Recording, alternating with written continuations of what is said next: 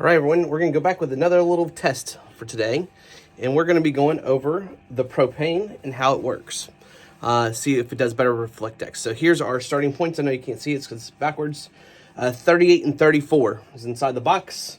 It says 75 outside, but that's actually not true. It's actually where the sunlight's getting up against the little sensor on the back of metal. So that's not actually accurate. So I'll have to move that really quick. But the cab is a pretty good indicator. It is about 46 outside, and it's about 46 in the cab. So we can use that as the accurate measurement for this one, just to kind of see the difference and mainly how long it retains heat inside here. So let's test it, and we're gonna start right now, give it about an hour, and then come back after an hour to see kind of what it's, mainly does it hold? How long does it hold for? You know, with the Reflectix up here, does it hold longer, does it not? I think in all reality it will, but hey, let's test it out just to make sure. All right, folks, results are in. After an hour, the temperature is 51 degrees, so we're up 15 degrees than it was when we first started. Whenever I actually got back over here to the unit, you could tell it already kicked off. It's actually just on fan power right now. So that tells me that it's achieved its minimum level from the thermostat.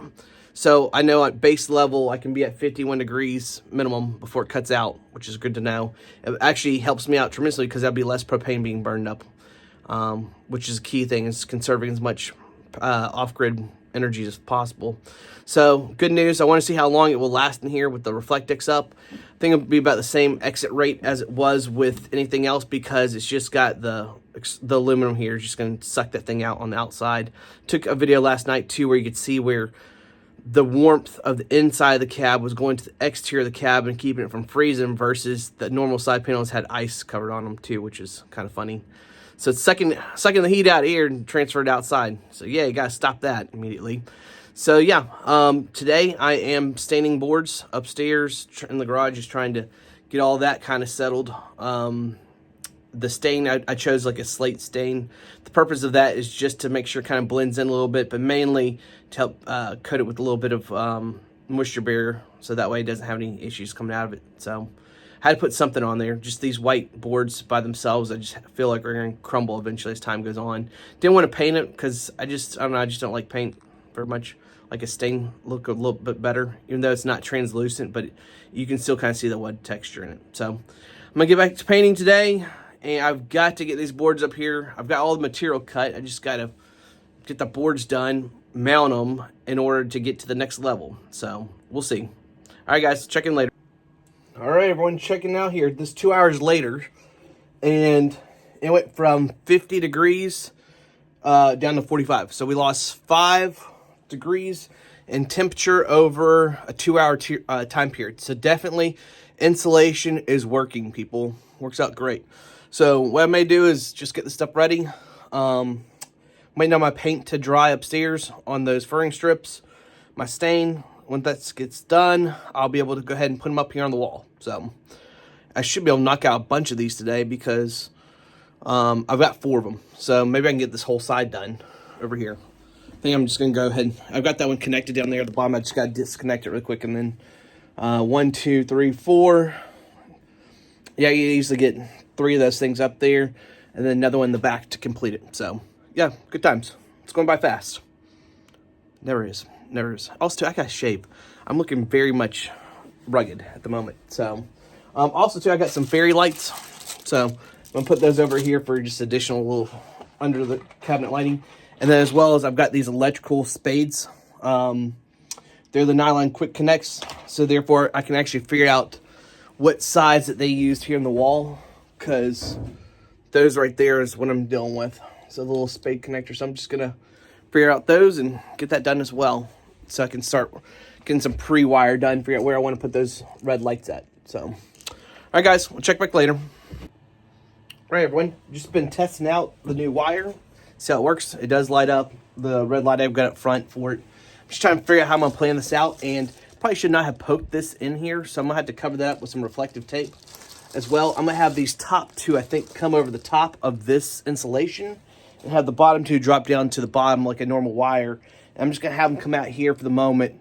I'll probably put these 2. One will go up here on the ceiling and drop down, and then the other one will go on underneath the shelf that should be hanging out this way and shine downward. That way, red lights, just turn them on if I need to so I don't lose my night vision at all. And then same with over here. I've got one panel back here that does not have anything, but this is the one that I was planning on putting in my closet anyway. So that probably wouldn't work anyway. So I'll just drop this one over, have that one coming over from the other side, and it should be fine on there. But yeah, I mean, that's looking like what I'm going to do, because yeah, it's just I've got extra plugs in here that I didn't think I was going to need at all.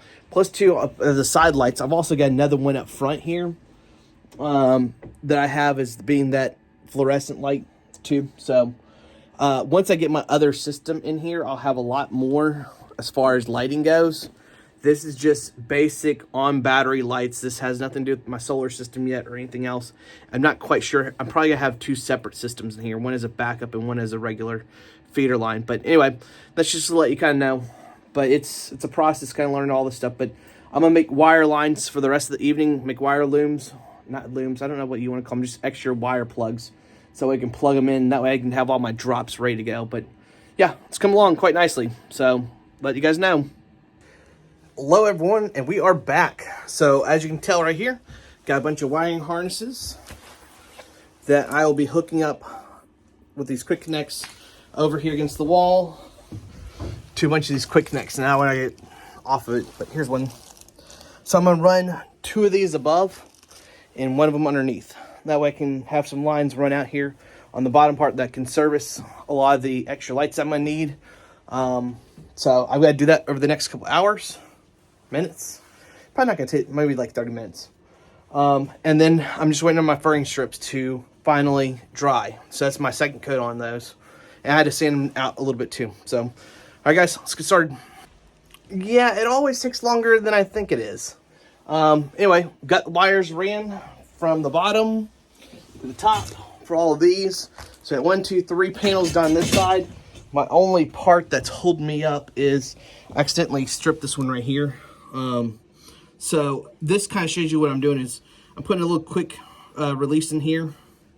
That'll go a blade. That'll go into this one, and then I actually duct tape this one. Not duct tape it, but I put electrical tape on this one individually, and then I electrical tape them both together before I put them back into the wall.